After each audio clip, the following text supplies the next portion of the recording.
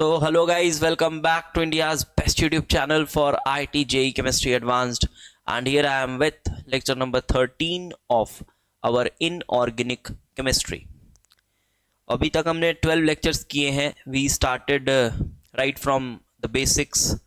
हमने शुरू किया था इलेक्ट्रॉनिक कॉन्फ़िगरेशन लिखने से, atomic structure, then quantum numbers पढ़ा, देन पीरियोडिक टेबल पढ़ा, फिर जितनी भी पीरियोडिक ट्रेंड्स हैं, शील्डिंग इफेक्ट वगैरह वगैरह बहुत सारे टॉपिक्स हमने ख़त्म किए.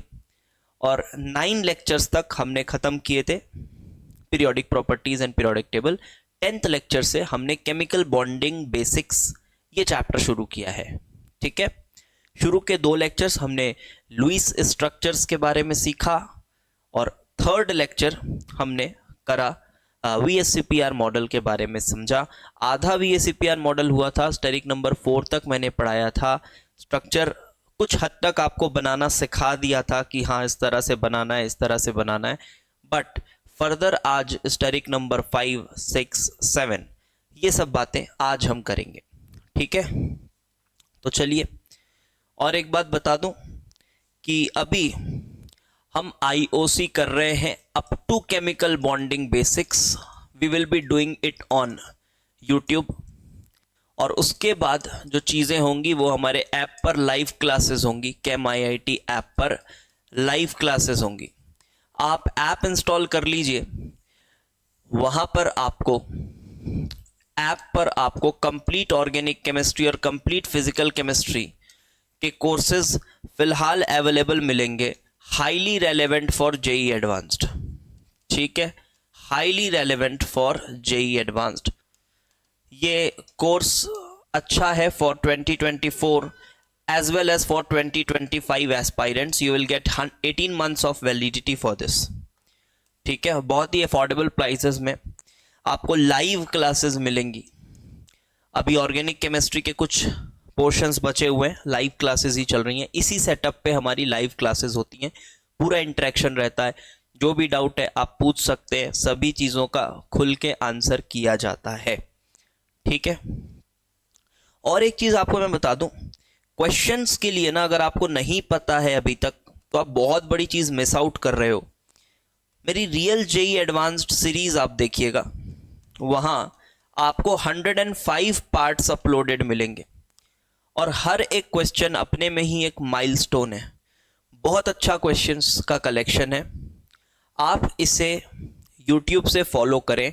और एक बात मैं बताऊं, इन पूरे पार्ट्स का अगर आपको PDF चाहिए, बहुत बच्चे मांग रहे थे सर PDF अवेलेबल हो जाता तो मज़ा हो जाता, तो इसका PDF आपको फ्री में ChemIIT ऐप पर अपलोडेड मिलेगा. ChemIIT ऐप पर अपलोडेड मिलेगा, तो आप ऐप ओपन करके PDF ले सकते हैं और वहाँ से क्वेश्चंस बना सकते हैं. फिर आपको जिस भी पार्ट का एक्सप्लेनेशन देखना है, ऑल्दो सभी पार्ट्स का एक्सप्लेनेशन देखना, कुछ बातें नई आप ज़रूर सीखोगे उसमें. ठीक है, वो आप देखिएगा हमारे प्लेलिस्ट से, जो कि YouTube पर फ्री है. ठीक है, तो बहुत ही अच्छे क्वेश्चंस का कलेक्शन है. आप देखिएगा, आपको खुद ही आनंद आएगा, बहुत मज़ा आएगा आपको. ठीक है, थोड़े एडवांस प्लस लेवल पे हैं बट काफ़ी अच्छे. चलिए तो शुरू करते हैं अपना.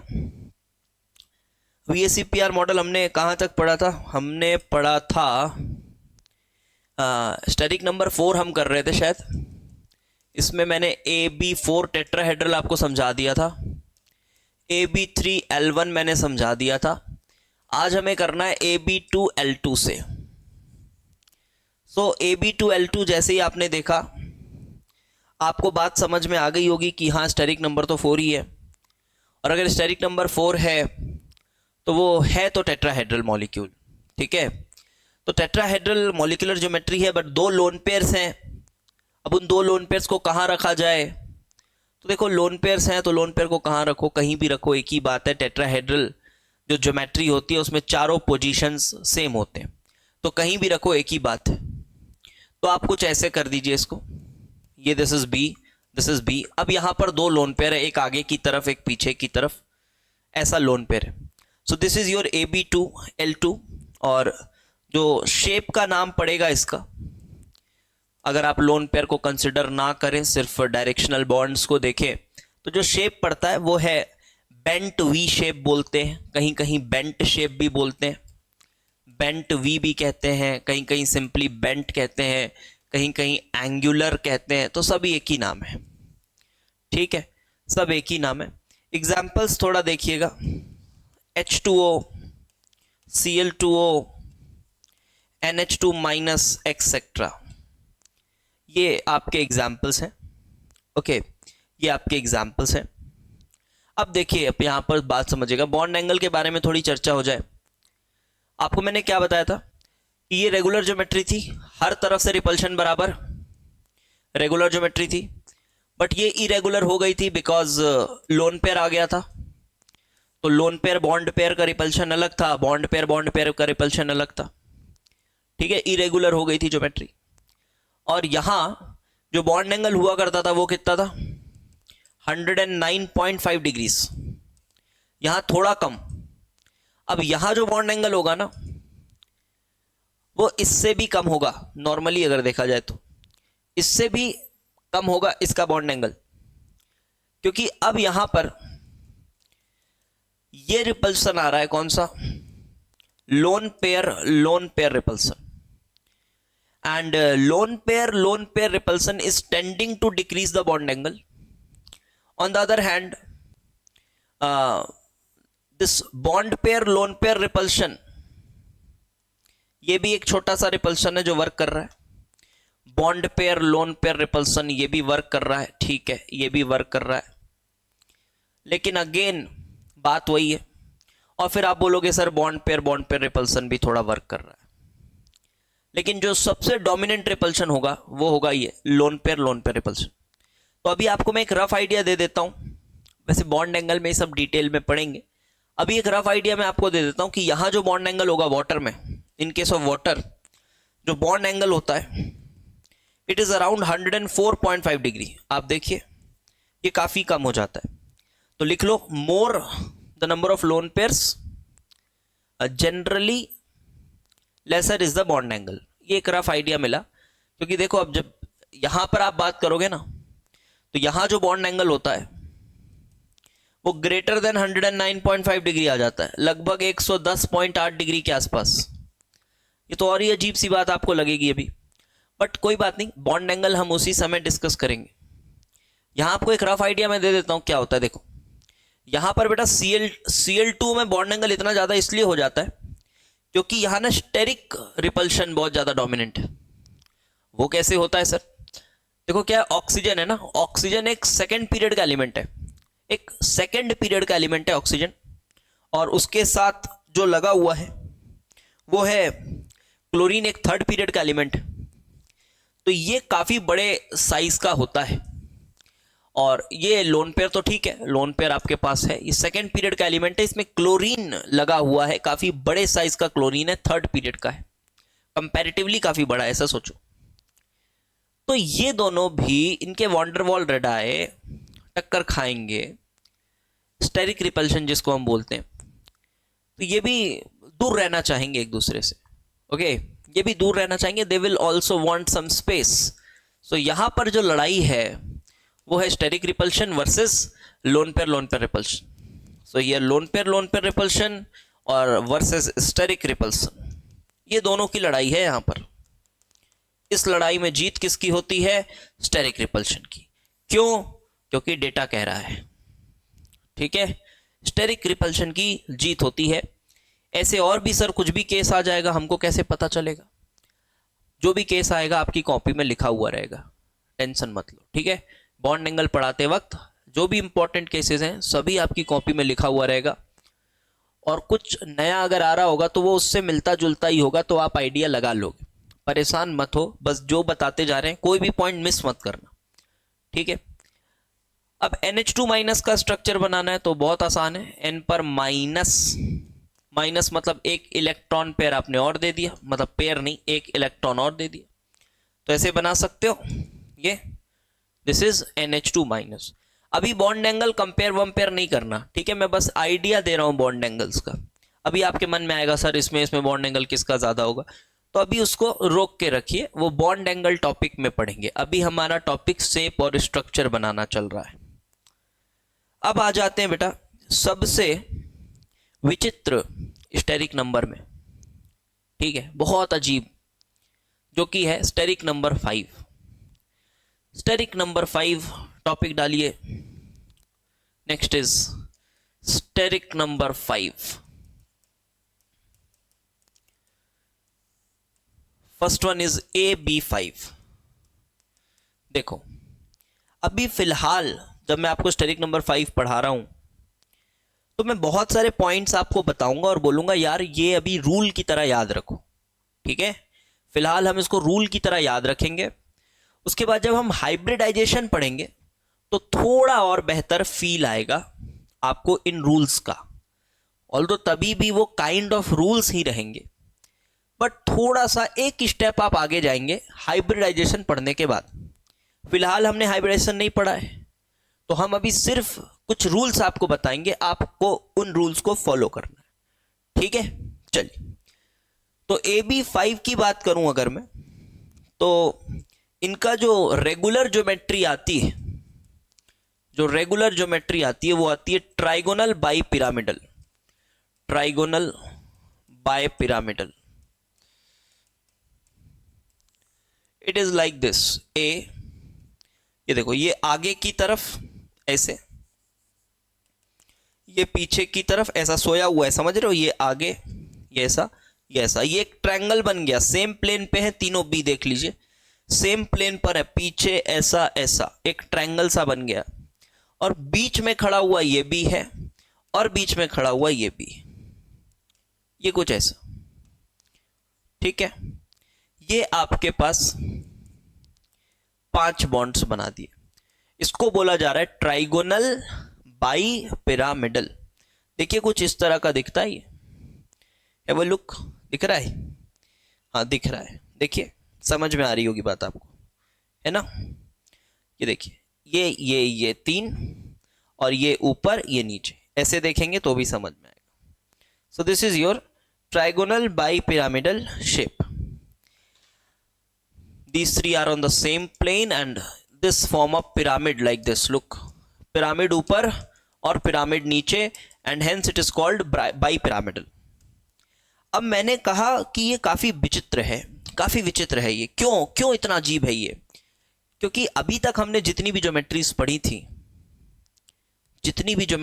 थी वो AB5 में तो रेगुलर हुआ करती थी। रेगुलर मतलब हर तरह से सेम रिपल्शन, बॉन्ड लेंथ सब सेम होता है तो रेगुलर बोलते हैं।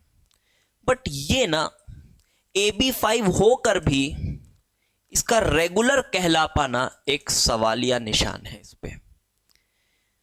मतलब ये रेगुलर क्यों नहीं है सर, क्यों नहीं कह रहे हो रेगुलर? सब तो सेम लग रहा है, फिर भी ये रेगुलर नहीं है, सभी सेम है, बी सभी सेम है। क्योंकि ये ऑब्जर्व किया गया है कि इसमें ये वाले जो बॉन्ड्स होते हैं ना, ये वाले बॉन्ड्स, ये जो मैं येलो लाइन से शो कर रहा हूं, और इधर मैं ये ग्रीन लाइन से शो कर रहा हूं, ये वाले बॉन्ड्स को, 3 ये वाले और ये 2 येलो वाले। तो ये जो ग्रीन वाले बॉन्ड्स हैं इनको कहा जाता है equatorial bonds. They are called equatorial bonds.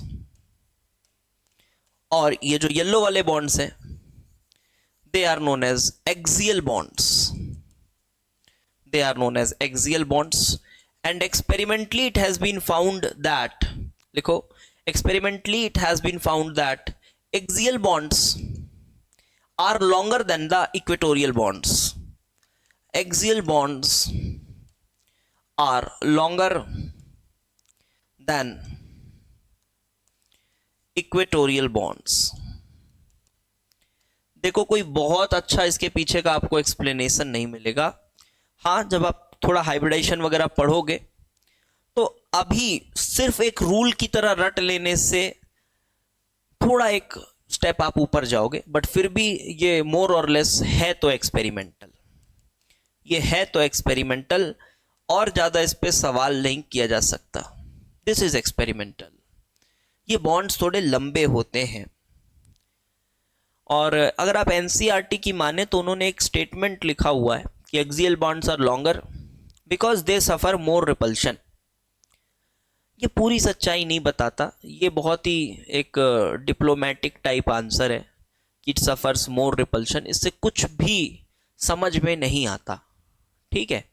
तो ढंग से समझने के लिए हाइब्रिडाइजेशन पढ़ेंगे, फिलहाल आप रूल की तरह याद रखो। Axial bonds are longer than the equatorial bonds, ठीक है। तो इसके मैं आपको कुछ एग्जांपल्स देता हूँ, साथ ही साथ आपको कुछ डेटाज भी देता हूँ।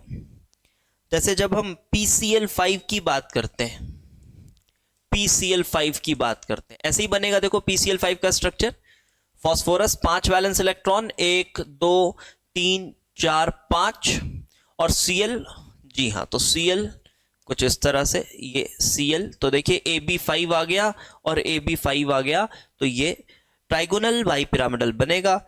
इसके जो एक्सपेरिमेंटल डेटाज हैं, जो एक्सियल बॉन्ड लेंथ है, एक्सियल रेडाई है इसका, वो है 214 पाइकोमीटर्स में बता रहा हूं। और जो इक्वेटोरियल डेटा है इसका, वो है 202 पाइकोमीटर्स। तो ये इसका डेटा है, देख लीजिए एक्सपेरिमेंटली वो ज्यादा निकल कर आ रहा है। इसी तरह से आप PF5 का भी देख सकते हैं, PF5 का भी देख सकते हैं।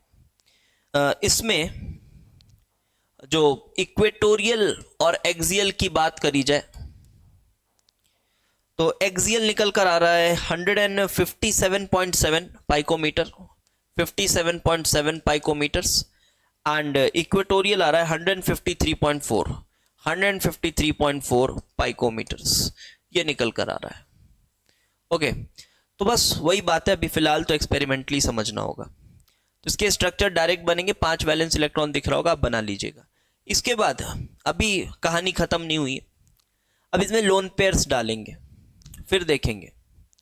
उससे पहले अगर मान लीजिए मैंने आपको कहा कि PCl3F2 बनाओ या PF3Cl2 बनाओ, तो इनका स्ट्रक्चर कैसे बनाना है वो देखेंगे, ठीक है। यहां भी एक रूल आपको बताया जाएगा, तो रूल लिखिए यहां पर। रूल क्या है, अब ये रूल का भी मैं नाम बता देता हूं, बट एक्चुअल स्टेटमेंट इसका मैं आगे बताऊंगा।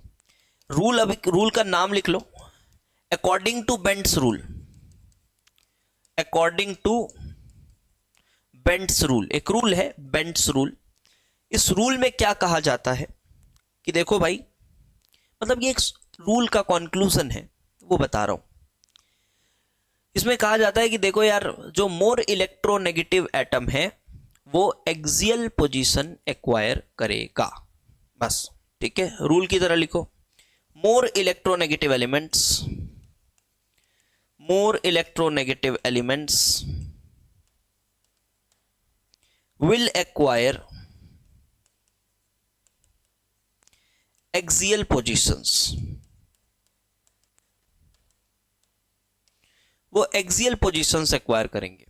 तो when I talk about PCl3F2, तो ये आपको तो नॉर्मली भी बनता हुआ दिख रहा है PCl3F2, तो F है तो आपको ऐसा लगेगा FF एंड Cl3।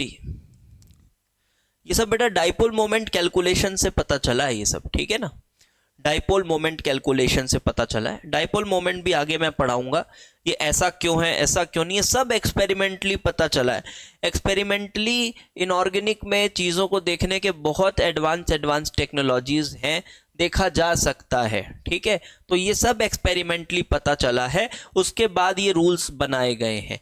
क्योंकि PF3Cl2 का स्ट्रक्चर अगर आप ऐसे बनाओगे ना, PF3Cl2 का स्ट्रक्चर, ये देखिए PF3Cl2 का स्ट्रक्चर अगर आप ऐसे बनाओगे तो ये स्ट्रक्चर गलत है, ठीक है, ये स्ट्रक्चर गलत है। ये एक्चुअल में डाइपोल मोमेंट कैलकुलेशन से पता चलता है। अगर आपको डाइपोल मोमेंट का आइडिया होगा तो ठीक है, मैं बता देता हूं, नहीं होगा तो आगे पढ़ना है हमको, टेंशन वाली बात नहीं। अगर ऐसा स्ट्रक्चर होता ना तो सभी डाइपोल वेक्टर्स कैंसिल हो जाते, और डाइपोल वेक्टर्स कैंसिल हो जाएंगे, इसका मतलब इसकी डाइपोल मोमेंट जीरो आनी चाहिए, बट एक्सपेरिमेंटली इसकी डाइपोल मोमेंट जीरो नहीं आई। इसकी वजह से ये स्ट्रक्चर ठीक नहीं है, ये स्ट्रक्चर ठीक नहीं है। एक्चुअली में आपको बेंड्स का रूल फॉलो करना पड़ेगा, और ये रूल कह रहा है कि ज़्यादा इलेक्ट्रोनेगेटिव वालों को पहले एक्सियल में लगाना होता है। तो हमें कुछ ऐसा करना होगा, ज़्यादा इलेक्ट्रोनेगेटिव वाला F और F, फिर एक F बच गया तो अब तो भाई कोई ऑप्शन नहीं है, तो यहीं लगाना पड़ेगा। So this is the correct structure. Okay, so this is the correct structure of PCl2F3. This is the correct structure. I hope आपको ये बात समझ में आ गई होगी। ओके, सो ये स्ट्रक्चर आपके पास आ गया। अब इसमें हाँ एक बात और मैं बताऊं, अब आप यहां सोचो कि सर PCl और PF बॉन्ड में लॉन्गर कौन सा बॉन्ड होगा, तो आप बोलोगे सर एक्सियल वाला लंबा होता है, तो एक्सियल वाला PF बॉन्ड लंबा होगा। ऐसा नहीं है भाई, ऐसा थोड़ी ना। आप कंपेयर करोगे तो सेम तरह के बॉन्ड्स का करोगे ना। जैसे देखो PF बॉन्ड बड़ा होकर भी कितना है, देखो PF बॉन्ड बड़ा होकर भी कितना है 157, और PCl बॉन्ड छोटा होकर भी कितना है, देखो 202। तो PCl और PF का कोई कंपैरिजन नहीं है। Cl बड़ा एटम है, तो बड़ा एटम है तो बॉन्ड का लेंथ भी बड़ा होगा। इंटरन्यूक्लियाई डिस्टेंस देखना होता है, तो बॉन्ड का लेंथ भी बड़ा होगा। तो ऐसे कंपैरिजन नहीं करना कि आप यहां बोल दो नहीं PF बड़ा है क्योंकि एक्सियल में है, ऐसा नहीं करना। इतना तो कॉमन सेंस रखते होंगे, है ना। So this is the correct structure. और एक दो स्ट्रक्चर सपोज करो मैंने आपसे कहा कि let us draw PCF3 whole thrice, ऐसा PCF3 whole thrice CH3 whole twice. अगर इसका स्ट्रक्चर हमको बनाना है तो this is also now quite a simple structure for you guys, because P है, P में ये 5 ग्रुप्स लगे हुए हैं P and CF3 is considered as the most या more electronegative out of these things। तो 1 2 यहाँ कार्बन, अब कार्बन में 3F, कार्बन के 4 बॉन्ड बनाना तो सबको आता है यार। ये कार्बन के 4 बॉन्ड, यहाँ पर भी ये कार्बन के 4 बॉन्ड, CF3 हो गया। और CH3 आपका एक्सियल पोजीशंस में ना लगकर इक्वेटोरियल पोजीशंस पे एंजॉय करेगा, like this. So this is your PCl CF3 whole thrice CH3 whole twice। ये एक स्ट्रक्चर और हमने बनाया। ओके, अब बेटा बढ़ेंगे आगे और अब हम बात करेंगे, अभी बॉन्ड एंगल वेंगल नहीं सोचना ना, अभी बस स्ट्रक्चर बनाते हैं। जहां जहां थोड़ा बहुत हिंट दूं बॉन्ड एंगल का, बस उसको ध्यान रखना। अब आइए AB4L1, अभी भी स्टेरिक नंबर 5 है। स्टेरिक नंबर 5 है तो देखो मॉलिक्यूलर ज्योमेट्री तो वही रहेगा, ट्राइगोनल बाइपिरामिडल। मॉलिक्यूलर ज्योमेट्री तो वही रहने वाला है, because steric number is still 5। Steric number is still 5, तो आपकी मॉलिक्यूलर ज्योमेट्री तो वही रहने वाली है, but we have one lone pair. अब यहां पर सवाल उठता है कि ये जो एक लोन पेयर है इसको किधर लगाया जाए, सर कहीं भी लगा दो। अभी तक तो वही कर रहे थे, हाँ अभी तक वही कर रहे थे, बट अब वो नहीं कर पाएंगे क्योंकि अभी हर बॉन्ड सेम नहीं है। अप टू टेट्राहेड्रल तक हर बॉन्ड सेम था, तो कहीं भी लगा दो क्या फर्क पड़ता है, बट यहां हर बॉन्ड सेम नहीं है। तो आपको चूज करना पड़ेगा कि इक्वेटोरियल पर लगाएं या फिर एक्सियल पर लगाएं। तो अगेन अभी तो हमने कुछ पढ़ा नहीं है, तो क्या बताएं, बस एक रूल की तरह आपको बता देते हैं अभी। तो रूल की तरह लिख लो, ये भी अकॉर्डिंग टू बेंड्स रूल, उसी रूल का कॉन्क्लूजन है। लिखो according to Bent's rule. Sir rule पढ़ाया नहीं आपने, कॉन्क्लूजन पढ़ा रहे हो। पढ़ो ना, जैसे पढ़ा रहे वैसे ही पढ़ो। अकॉर्डिंग टू बेंड्स रूल बात यह है कि lone pair occupies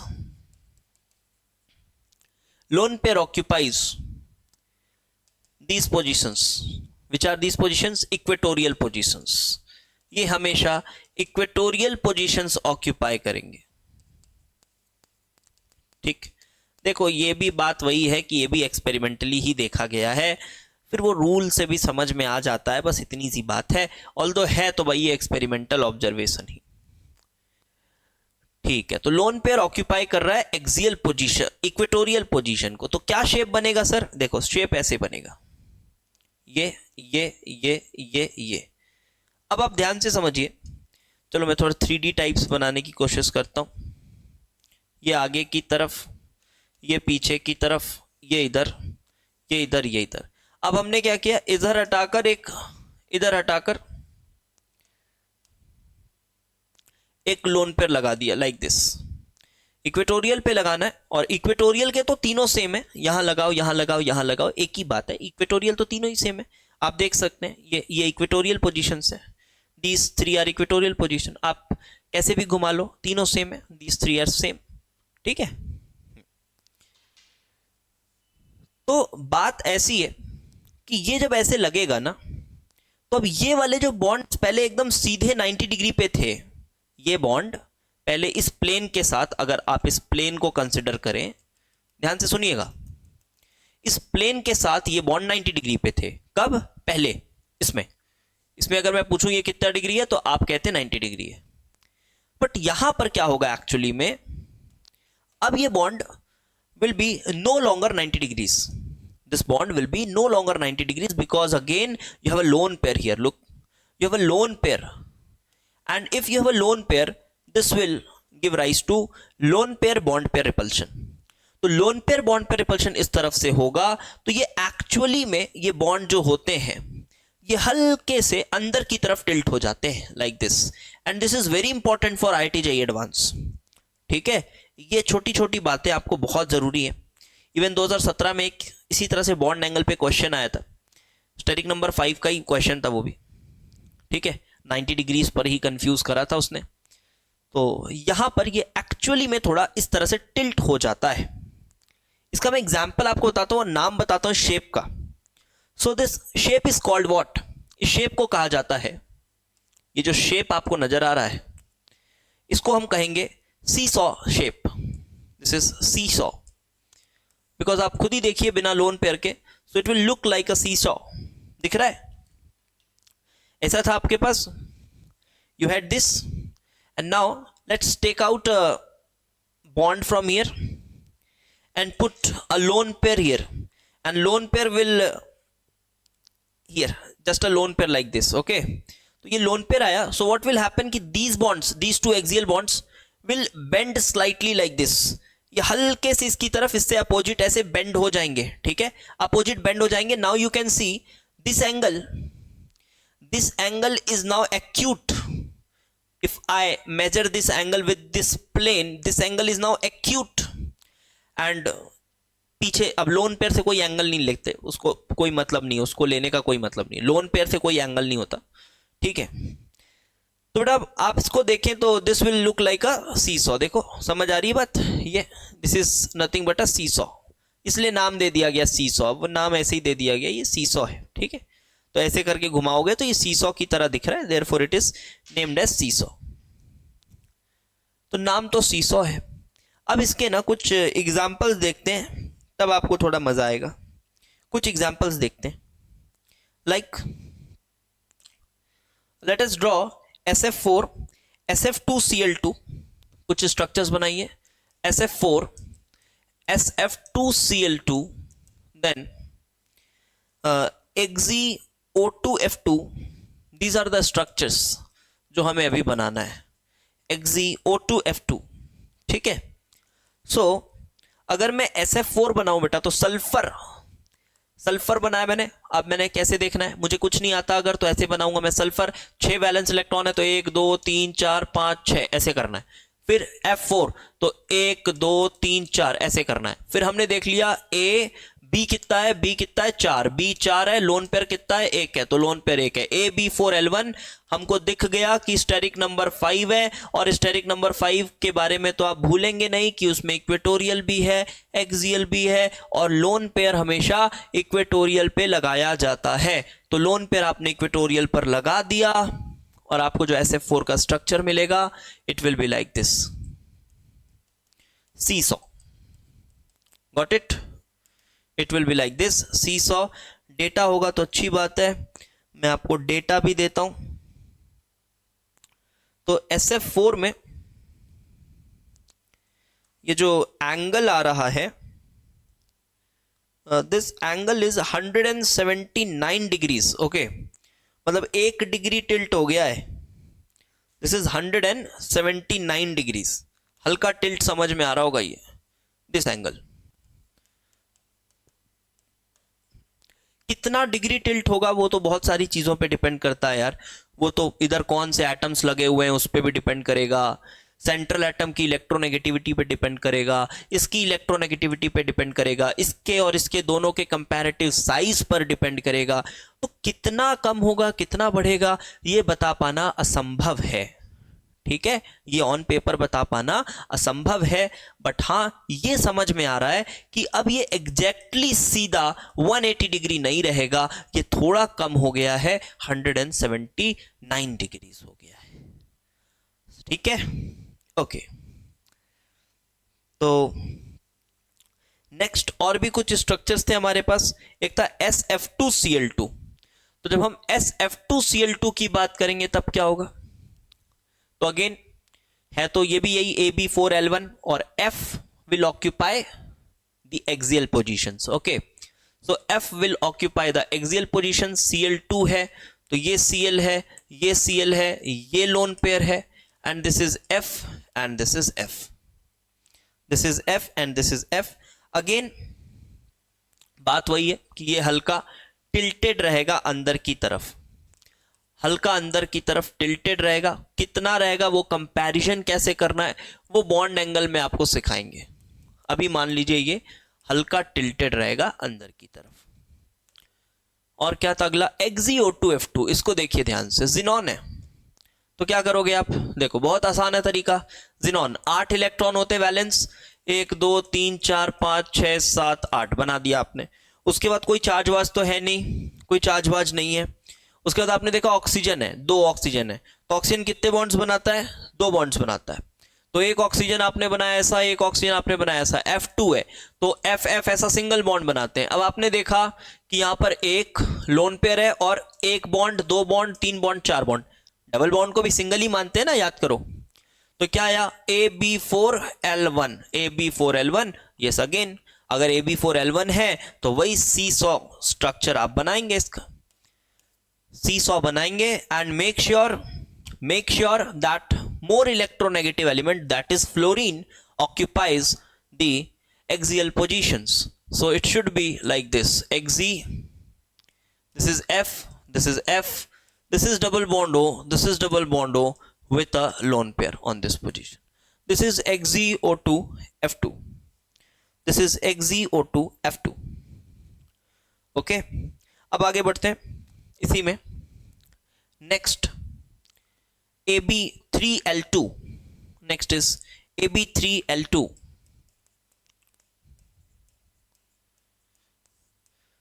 AB3L2 again 2 lone pair आएंगे, 2 लोन पेयर आ रहे। कहां लगाएं 2 लोन पेयर को? ऑब्वियसली आप इक्वेटोरियल पर ही लगाएंगे, एक्सियल पे नहीं लगा सकते एज पर द रूल्स। तो ये कुछ ऐसा होगा A, अब यहां पर B, यहां पर भी B, 2 लोन पेयर आ रहे हैं। तो एक B यहां पर भी एक लोन पेयर, यहां पर भी एक लोन पेयर। बहुत इजीली समझ में आ रहा होगा। और इसको अगर आप देखें तो क्या कहेंगे आप इसे? This is looking like a T, is it? This is looking like a bent T, मुड़ा हुआ टी है ये। देखिए ये मुड़ जाएगा भाई, यहां तो और ज्यादा मुड़ेगा क्योंकि लोन पेयर रिपल्शन भी आ गया है, लोन पेयर रिपल्शन भी आ गया है, तो ये काफी ज्यादा मुड़ेगा। And this is called bent T shape, this is bent T shape. चलो फटाफट से एग्जांपल्स लिखते हैं और स्ट्रक्चर्स बनाते हैं। ठीक है, बेंट टी शेप एग्जांपल्स लिखते हैं। ClF3 आप लोग खुद से ही ट्राई करिए, बहुत इजीली बनेगा ये सब आपसे। XeF3 प्लस का मतलब एक इलेक्ट्रॉन गायब कर दीजिएगा। XeOF2। चलिए तो ClF3, Cl बनाया आपने, 7 इलेक्ट्रॉन होते हैं। चलो 1 2 3 4 5 6 7, 3 F है तो 1 2 3, तो 3 बॉन्ड और 2 लोन पेयर, तो क्या दिख गया? AB3L2 दिख गया, बस हो गया। AB3L2, तो हाँ पता है हमको कि स्टेरिक नंबर 5 है, लोन पेयर इक्वेटोरियल्स में रहते हैं, दो लोन पेयर दो इक्वेटोरियल, तो कुछ ऐसा बनेगा Cl F F F and two lone pairs like this. ठीक है, bent T shape. XeF3 plus. Now have a look at XeF3 plus. So you have Xe plus charge means one electron has been removed. So left 7 electrons. So it is same as ClF3 yaar, because Xe and Cl have the difference of one valence electron. That too has been removed from Xe. Now it is same as a halogen. Okay, now it is same as halogen 1 2 3 4 5 6 7. So 1 2 3 bonds and two lone pairs. So again this will be Xe, one lone pair here, one lone pair here, and F3 plus. So it is XeF3 plus. Sir plus charge तो दिख नहीं रहा है, कैसे समझ आएगा plus charge है? अबे एक इलेक्ट्रॉन हटा दिया ना, उसी से समझ में आ रहा है। यहाँ स्ट्रक्चर को देखेगा तो समझ आएगा कि यहाँ पर 7 वैलेंस इलेक्ट्रॉन का यूज करके बनाया गया स्ट्रक्चर, जिससे ये बात साबित होती है कि जिनॉन का एक इलेक्ट्रॉन हटा है और इस पे नेट एक प्लस का चार्ज है। ठीक है, चलिए बढ़िया। तो ये भी हो गए कुछ आपके AB3L2 वाले शेप्स। और कुछ होता है क्या सर? अरे होता है ना, अगला लिखो, अगला लिखो, अगला लिखो। AB2L3। AB2L3 मतलब 3 लोन पेयर्स। 3 लोन पेयर्स कहां लगाओगे? इक्वेटोरियल पोजीशंस पे लगाएंगे। ठीक है, लगा दो इक्वेटोरियल पोजीशंस पर। तो 3 लोन पेयर आप लगाना है, इधर लोन पेयर, इधर भी लोन पेयर, इधर भी लोन पेयर। क्या आपको समझ में आ रहा है कि अभी ये जो दोनों बॉन्ड्स हैं, ये जो दोनों बॉन्ड्स हैं, इसको हर तरफ से इक्वल रिपल्शन मिल रहा होगा, बिल्कुल सेम सराउंडिंग है चारों तरफ, loan pair lone pair lone pair, 120 120 120 degrees पर। तो क्या आपको समझ आ रहा है कि ये जो एक्सियल बॉन्ड्स हैं एकदम स्ट्रेट खड़े हुए रहेंगे, एकदम स्ट्रेट होंगे ये? Yes, this angle will be 180 degrees for sure. Yes, it will be 180 degrees. हाँ, given that these two atoms are same. नहीं तो फिर इलेक्ट्रोनेगेटिविटी का डिफरेंस होता है, तो फिर बॉन्ड पेयर रिपल्शन का मैग्नीट्यूड डिफर कर जाता है, वो आगे पढ़ेंगे। तो इसको क्या कहेंगे बेटा, शेप क्या कहेंगे? Yes, it is simply a linear shape. This is a linear shape molecule and we also have some examples for it. Let's write some examples. इसको पहले नोट कर लीजिए आप। This is linear shape simply. Example है इसके ऐसे, I3 minus, important आया ना ये काफी, as a I3 minus, and then चलो ICl2 माइनस भी लिख लो, XeF2 भी लिख लो, इतने बना लो अभी काफी। I3 माइनस कैसे बनाओगे आप? तो आपने लिखना है I और I3 मतलब 3 I है, तो एक I लीजिए। माइनस का मतलब क्या समझना है? बीच वाले पर एक इलेक्ट्रॉन एक्स्ट्रा। तो अभी 8 इलेक्ट्रॉन हो गया, 1 2 3 4 5 6 7 8। अब उसमें दो आई लगे हुए हैं, एक 2 आई लगे हुए हैं, तो आपको तुरंत दिख गया lone pair lone pair lone pair. A B bond कितने? 1 2, 2 बॉन्ड, लोन पेयर 3, तो AB2L3 तुरंत दिख गया। और AB2L3 है तो I3 minus will have a linear shape like this, loan pair here loan pair here loan pair here. तो ये बेसिक्स है यार, एकदम बेसिक्स है, बहुत आराम से समझ आएगा, बहुत ज़्यादा समय इसमें देना नहीं है आपको। अगर आपको ये समझने में बहुत टाइम लग रहा है तो थोड़ा सा और उसको तेज करिए, जल्दी समझना होगा आपको ये सब। ICl2 माइनस सेम तो है बेटा, क्या ही फर्क है, क्लोरीन हो आयोडीन हो वही बात है। तो क्लोरीन ऐसा लोन पेयर तो एक्सियल पर जा नहीं सकता। XeF2 वही बात हो गया, I को एक माइनस दे दिए तो 8 वैलेंस इलेक्ट्रॉन हो गया और यहां पर हैलोजन ही है, तो XeF2 भी बिल्कुल कुछ ऐसा ही दिखेगा, लीनियर। ये लीजिए ये लीजिए ये एंड ये, दिस इज XeF2। ठीक है, ये सभी लीनियर हो गए। So this was all about steric number 5 and जो बेंड्स रूल है वो अभी पेंडिंग है, रूल बाद में लिखेंगे। अभी हमने डायरेक्ट कंक्लूजन यूज किया है, मैं बार बार इस बात को आपको बोलता जा रहा हूं, आप परेशान मत होइएगा। अगला लिखिए, स्टेरिक नंबर 6, स्टेरिक नंबर 6, ये पहला आता है, रेगुलर है इसका geometry, and this is AB6, AB6। इसका जो शेप है ये भी एक important shape to be understood है। ये शेप है octahedral, like this, this is octahedral shape, octahedral. ये B, B, B, B and B, like this. मतलब आप ये जो शेप दिख रहा है ना आपको, you can imagine this shape as the 3 axis, X Y Z axis होता है ना, सिंपली वैसे ही इमेजिन कर सकते हो आप इसको। ये बिल्कुल वैसा ही है, X axis, Y axis, Z axis, बिल्कुल वैसा। इसमें कोई भी ऐसी बात नहीं है कि यार कुछ एंगल अलग है या ऐसा है, कुछ नहीं, simply X axis, Y axis, Z axis, सोच लीजिए ऐसा, सभी म्यूचुअली परपेंडिकुलर। ठीक है, कोई टिल्ट नहीं, कुछ नहीं। फिर कुछ बच्चों को ऐसा लगता है सर ये वाले बॉन्ड एक्सियल हैं और ये इक्वेटोरियल है, ऐसा है क्या? नहीं नहीं, ऑल बॉन्ड्स आर आइडेंटिकल, लिख लो, ऑल बॉन्ड्स आर आइडेंटिकल। और जहां 90 डिग्री दिख रहा है वो 90 डिग्री ही है, जहां 180 डिग्री दिख रहा है ये 180 डिग्री दिख रहा है तो 180 डिग्री ही है। ठीक है, अभी कोई डिस्टॉर्शन नहीं है। हाँ, डिस्टॉर्शन आएगा अगर लोन पेयर आ जाए, या फिर लोन पेयर आ जाए, या फिर आपके एटम्स अलग हो जाए तो आ सकता है। Look at this, this is your octahedral.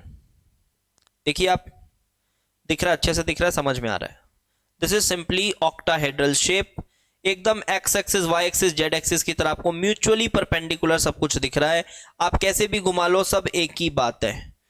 ठीक है, ठीक है, बढ़िया से दिख रहा है, समझ में आ रहा है। तो दिस इज XeF6 या SF6, not XeF6, AB6 kind of molecule, octahedral बोलते हैं। और ये एंगल्स 90 डिग्री आपको समझ आ ही रहा है कौन से 90 डिग्रीज, बेसिक सी मैथ्स है। ये वाला बॉन्ड इस प्लेन के, पूरे इस प्लेन के साथ 90 डिग्रीज एंगल बना रहा है। हर तरफ से कहीं भी देख लो, कोई भी बॉन्ड के साथ आप देख लो, ये सब 90 डिग्री एंगल्स ही है। सिमिलरली नीचे वाला भी नाम पड़ता है ऑक्टाहेड्रल। आपको मैंने टेट्राहेड्रल पढ़ाते वक्त बताया था कि हेड्रल का मतलब होता है फेसेस, ऑक्टाहेड्रल मतलब 8 फेसेस होंगे इसके। आप देख लीजिए, वो भी समझ में आ रहा है। ये देखिए, ये एक फेस नजर आया ऊपर, फिर ये इधर देखेंगे तो 2 फेस इधर, ये एक फेस, ये 2 फेस, ये सामने से जो आपको दिख रहा है वो 3 फेस, पीछे से दिख रहा होगा एक चौथा फेस, पिरामिड जैसा दिख रहा है, स्क्वायर पिरामिड जैसा दिख रहा है। और नीचे से भी कुछ इसी तरह से अगर आप देखेंगे, यू विल गेट 4 फेसेस। तो टोटल यहां 8 फेसेस हैं, इस वजह से नाम पड़ा हुआ है ऑक्टाहेड्रल शेप। 8 फेसेस हैं तो नाम पड़ा हुआ है octahedral shape. Let's draw some examples for this, and examples are as follows.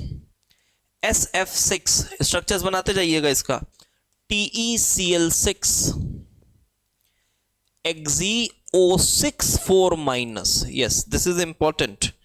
Then we have XeO2F4, जी हाँ।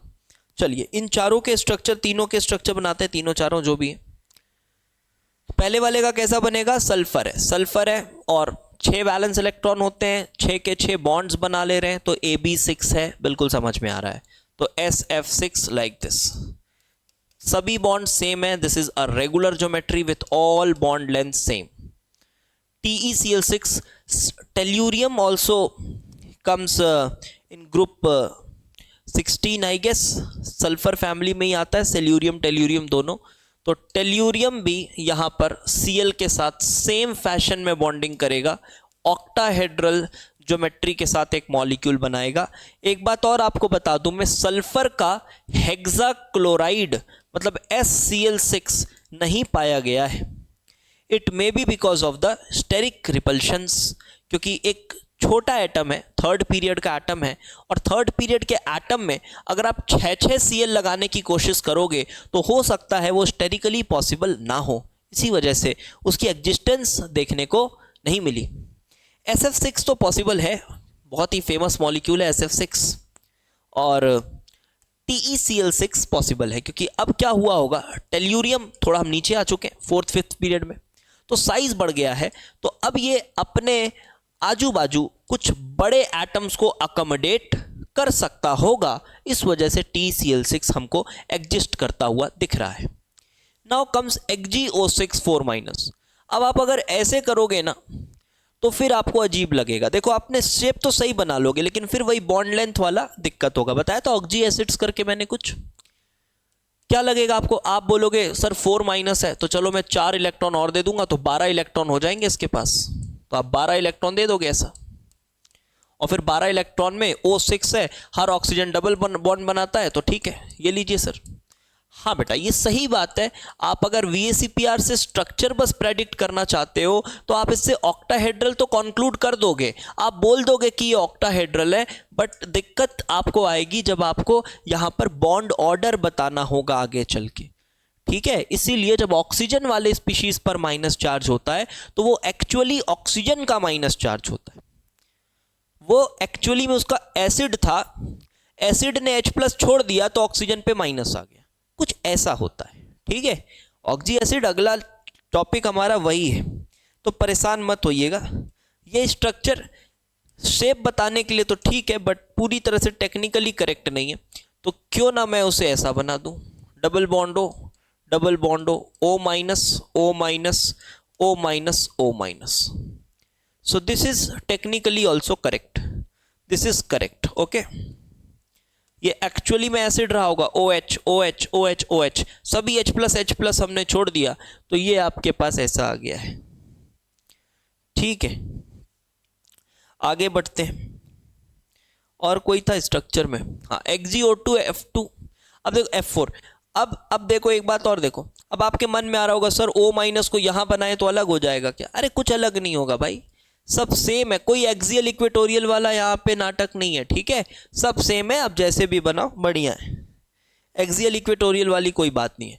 XgO2 F2 कैसे बनाओगे? ये देखो आप ऐसे लिखोगे Xg 1 2 3 4 5 6 7 8, O2 F2 तो O F, O2 F2 है, क्या है Xg O2 F4, ठीक है, F4 तो ये बन गया, ये देखो समझ में आ गई बात, क्या ये AB6, ऑल्दो रेगुलर नहीं बोलेंगे एग्जैक्टली बिकॉज एटम्स अलग अलग हैं, तो बॉन्ड लेंथ अलग अलग होगा, एंगल्स भी अलग हो सकते हैं।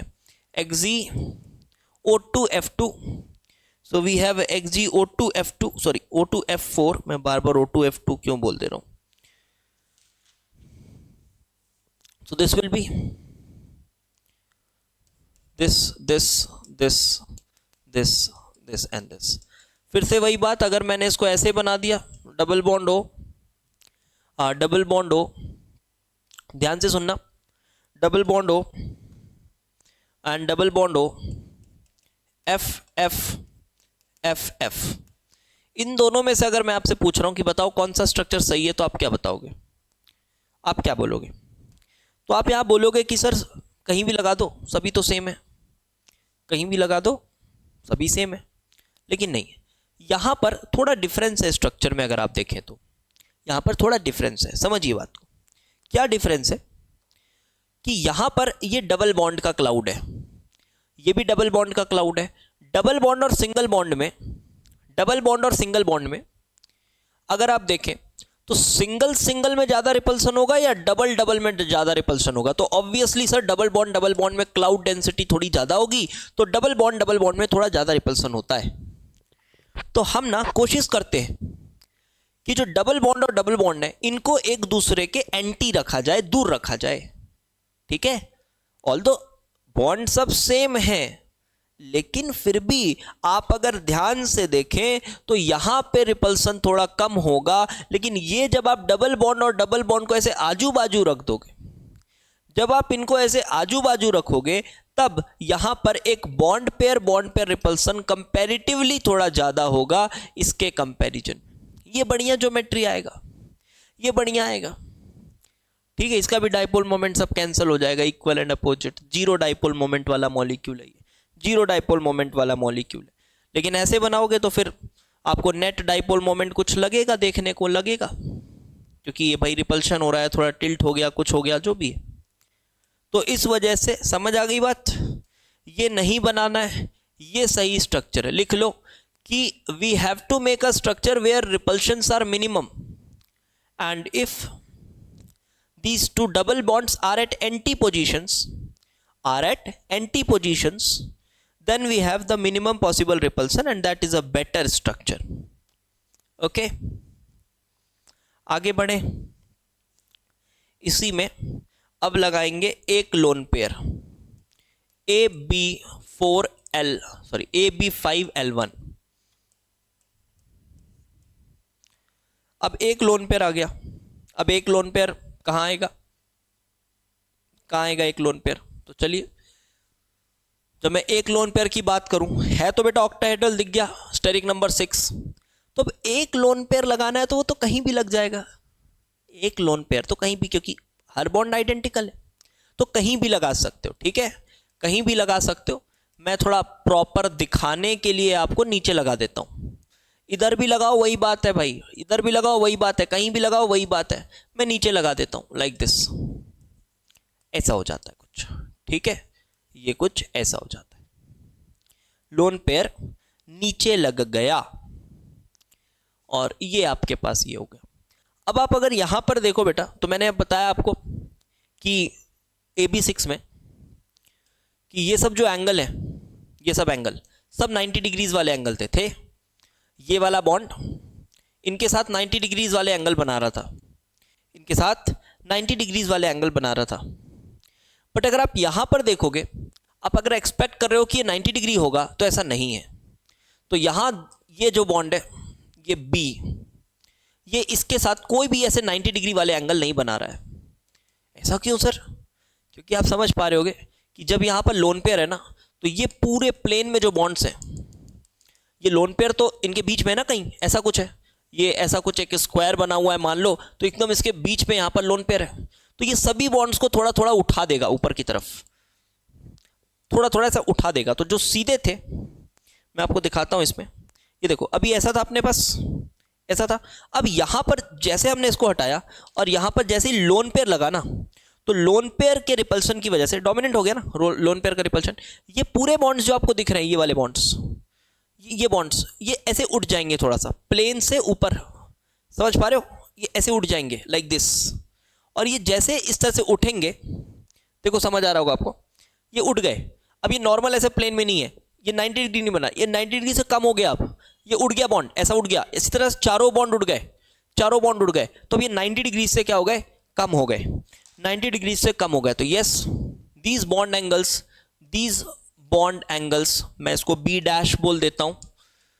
मैं यहां पर चलो इसको B डैश बोल देता हूं, या फिर B डैश बोल देता हूं।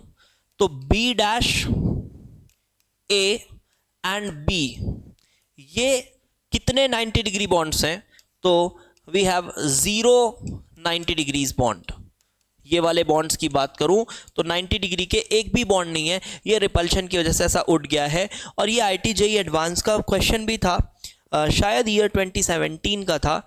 इसी तरह का कोई मॉलिक्यूल लिया था, शायद ये था, या फिर सीसो वाले शेप से पूछा था, एग्जैक्टली नहीं याद आ रहा है। बट हाँ, इस कॉन्सेप्ट पे क्वेश्चन आया हुआ है।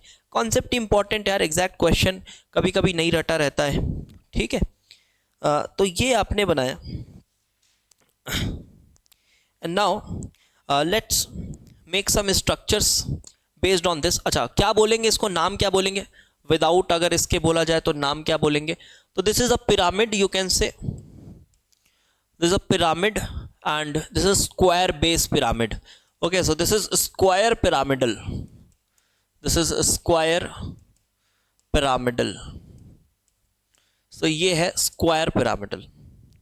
Okay, now let's make some structures related to this.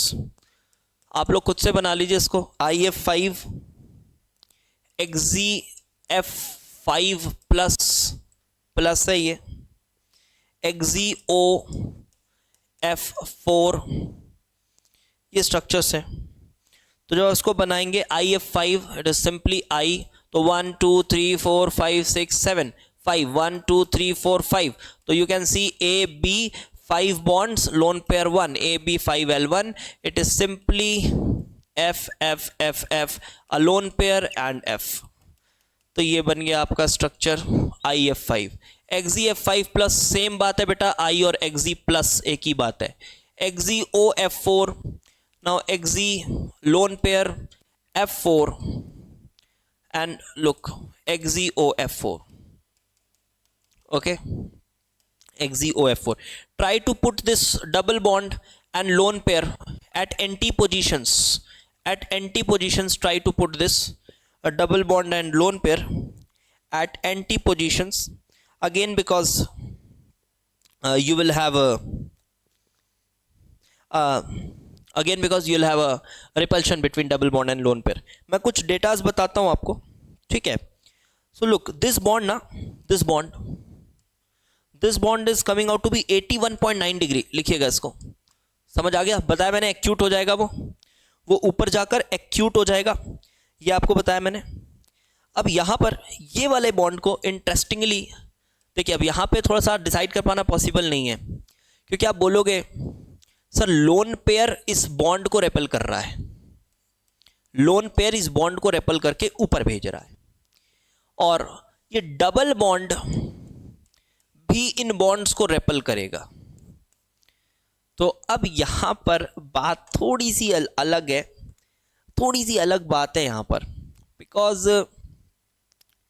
देखो इलेक्ट्रोनेगेटिव डिफरेंस भी थोड़े अलग है। एक्चुअली में बॉन्ड एंगल में समझ आएगा आपको ये, क्योंकि अभी मैं इलेक्ट्रोनेगेटिविटी से क्लाउड शिफ्टिंग वगैरह आपको बताया नहीं हूं, बट आप थोड़ा डेटा लिख लो। यहां जो बॉन्ड एंगल आता है ना, ये नेट हल्का सा नीचे चला जाता है, ये ऐसा था, ये हल्का सा ये जो बॉन्ड है, मतलब कौन सा रिपल्सन थोड़ा डोमिनेट कर रहा है, ये वाला रिपल्सन, क्योंकि डबल बॉन्ड भी रेपल कर रहा है, डबल बॉन्ड भी रेपल कर रहा है, ठीक है, और लोन पेयर भी रेपल कर रहा है। तो जो नेट रिपल्सन यहां पर आता है ना, ऐसा देखो भाई, एंगल देखा गया एक्सपेरिमेंटली, ठीक है, हर चीज प्रेडिक्ट नहीं हो पाएगी पर जो एंगल देखा गया वो यहां पर 91 डिग्रीज का देखने को मिलता है। हाँ, it is not 90 degree, it is not 90 degree, it is 91 degrees. तो ये हल्का नीचे की तरफ चला जाता है, वाह, ये ऊपर नहीं जा रहा, नीचे की तरफ। तो ये वाला repulsion is dominant here, okay. So now let's write the third portion. यहां तक हो गया, AB5L1 लिख लिए। अब आओ AB4L2। अब दो लोन पेयर्स लगाने, तो दो लोन पेयर्स कहां लगाओगे? कहीं भी लगा दो, नहीं, एंटी में लगाना, ठीक है, आजू बाजू नहीं लगाना ना, रिपल्सन होगा, तो एंटी पे लगाना, बस। एंटी मतलब अपोजिट। तो ये बनेगा तुम्हारा A and this is B, this is B and this is B, this is B, and यहां और यहां इन दोनों जगह पे आप लोन पेयर लगाइए, एंटी पोजीशंस पे लोन पेयर, यहां भी लोन पेयर, यहां भी लोन पेयर, ये दोनों जगह लोन पेयर लगेगा। अब यहां पर आप क्या खुद से ये बहुत आसानी से प्रेडिक्ट कर पा रहे हैं कि अभी तो ऊपर से और नीचे से दोनों तरफ से रिपल्सन बराबर होगा। देखो बेटा, यहां पर एटम्स भी सब सेम होने चाहिए, ठीक है, अदरवाइज मैं बार बार कह रहा हूं थोड़ा डिफरेंस आ सकता है, प्रेडिक्टेबल नहीं होता फिर। तो यहां पे आप देखिए सेम होगा, तो ये इसको एकदम प्लेनर रहेगा, ये ऐसा। This is called square planar structure, this is square planar structure या शेप कह लो, ऑक्टाहेड्रल टाइप ऑफ ज्योमेट्री है एंड स्क्वायर प्लेनर शेप। कुछ एग्जांपल्स इसके लिखता हूं। XeF4 ICl4 माइनस, इन दोनों का स्ट्रक्चर आप बना लीजिए। Draw it for XeF4 ICl4 minus. तो इजी है यार, देख लीजिएगा तो बन ही जाएगा आपको। XeF4 and ICl4 minus, Xe दो lone pairs FFFF, yes, ICl4 minus ICl4 ClCl minus है, तो एक इलेक्ट्रॉन आपने एक्स्ट्रा दे दिया है बीच वाले को, और ये कुछ ऐसा बन जाएगा, ठीक है। अब अगर आपसे मैं पूछूं, चलो बताओ, चलो अब इतने में थोड़ा बहुत शेप्स बताना, ठीक है, खुद से प्रेडिक्ट करना। अगर मैंने कहा चलो PCl6 माइनस, क्या शेप बनेगा? Cl4 प्लस क्या शेप बनेगा, खुद ही से ट्राई करो, बढ़िया से बनेगा ये सब। BrF4 प्लस क्या शेप बनेगा, ClF4 माइनस क्या शेप बनेगा। तो ये सब आप थोड़ा बनाइए, स्टेरिक नंबर 7 भी करेंगे, पहले इतना बनाएंगे, थोड़ा बहुत समझ आएगा। देखो PCl6 माइनस कैसे बनाओगे, तो आप लिखोगे फॉस्फोरस, 5 वैलेंस इलेक्ट्रॉन होते हैं, माइनस आ गया तो 6, और 6 के 6 Cl, 6 के 6 Cl, समझ आ गया ऑक्टाहेड्रल, समझ आ गया octahedral, this is octahedral, this is octahedral. PCl4 plus, again P, 5 valence electron होते हैं, 4 लगाया प्लस है, प्लस मतलब एक वैलेंस इलेक्ट्रॉन कट गया, तो 4 वैलेंस बचे, उसमें चारों बॉन्ड बना लिया, तो क्या बनाइए, yes, this is nothing but tetrahedral, ये लीजिए, this is tetrahedral, PCl6 minus PCl4 plus. और कुछ स्ट्रक्चर्स हैं, क्या है, BrF4 प्लस, क्या करोगे, आपने लिखा Br 1 2 3 4 5 6 7, फिर प्लस है तो आपने एक इलेक्ट्रॉन हटा दिया, 4 बॉन्ड्स 1 2 3 4, क्या बना, AB4L1 बना, AB4L1 विथ लोन पेयर, अरे स्टेरिक नंबर 5 एक्सियल इक्वेटोरियल, तो lone pair at equatorial position F4, so this is BrF4 plus, look seesaw, पहले अगर बनाया होगा हमने तो कोई बात नहीं, बट फिर भी एक मैं मिक्स करके कुछ दे रहा हूं आपको समझाने के लिए। This is BrF4 plus, then ClF4 minus, what will be ClF4 minus, Cl 1 2 3 4 5 6 7 minus मतलब one more electron, F4 1 2 3 4, look it is AB4L2, steric number 6, 2 lone pairs anti to each other, yes, so this is ClFFFF, this is ClFFFF and 2 lone pairs like this. I hope आपको shape अभी तक समझ में आ गई होगी, इतनी shape तो समझ में आ गई होगी। So this is all for today, and in the next lecture we will be doing steric number 7, steric number 7, and then we will be proceeding towards the oxy acids के shapes, ऑक्सी एसिड्स के भी shape हम just उसी के बात करेंगे, shapes भी साथ ही साथ इसके नॉमेनक्लेचर्स भी, ठीक है, नॉमेनक्लेचर्स और शेप्स ऑक्सी एसिड के, ये हमारा अगला टॉपिक होगा। स्टेरिक नंबर 7 पे भी थोड़ी चर्चा करनी पड़ेगी। फिर हम चलेंगे वैलेंस बॉन्ड थ्योरी, हाइब्रिडाइजेशन की तरफ, देन बॉन्ड एंगल्स और ऑल दोज थिंग्स, उसके बाद आएंगे और अलग अलग टाइप की bonding, bridge bonding, back bonding, सभी तरह की बॉन्डिंग्स पढ़ना होगा हमें इसी चैप्टर के अंतर्गत, ठीक है। तो बस आपसे यही रिक्वेस्ट है कि फॉलो करिए, प्रॉपरली फॉलो करिए, बैकलॉग्स क्रिएट मत करिए। ऑल्दो केमिकल बॉन्डिंग बेसिक्स ख़त्म होने के कुछ दिन मैं आपको समय दूंगा अपना कोर्स कंप्लीट कर लेने का, ताकि आप लाइव क्लासेस में बढ़िया एक्टिव रह पाएँ, ठीक है। कुछ दिन का समय, बहुत ज़्यादा नहीं, मुश्किल से 6 दिन 7 दिन का समय मैं आपको दे सकता हूँ, लेकिन अभी आप कोशिश करिए, जिस दिन लेक्चर आ रहा है लगभग इसी टाइम में आता है, 12 से 5 के बीच में अपलोड हो जाता है, 1 से 5 के बीच में अपलोड हो जाता है, कभी कभी सुबह अपलोड होता है 9 बजे, जिस दिन सुबह अपलोड होता है उस दिन 2 लेक्चर्स आ जाते हैं, ठीक है। तो आप उसी दिन कोशिश करिए निपटा लेने का चीज़ों को, या फिर अगले दिन, अगले लेक्चर से पहले, ठीक है। और शेयर करिए, ज़्यादा से ज़्यादा लेक्चर्स को शेयर करिए, बहुत ही अच्छी चीज़ें आपको दे रहा हूँ, आप अगर और शेयर करेंगे तो एक से एक चीज़ें आपको यहाँ पर प्रोवाइड करने को दिया जाएगा, क्योंकि जब नंबर्स बढ़ते हुए दिखते हैं तब ऑब्वियसली एक ह्यूमन नेचर है और मैं भी ह्यूमन ही हूँ, तो एक मुझे भी पुश मिलता है कि हाँ यार मन करता है करने का, ठीक है। मैं कोई देवता नहीं हूँ कि नहीं यार मेरे तो अंदर से है, मेरे को तो ऐसा ही है वैसा है, कुछ ऐसा नहीं है भाई, ह्यूमन हूँ, तो मेरे को जब दिखता है नंबर बढ़ता हुआ तो मन करता है कि हाँ यार चलो यार अब ये भी करते हैं, ये भी करते हैं, ठीक है। तो चलो ठीक है, फिर मिलते हैं अगले लेक्चर में। Thanks for watching.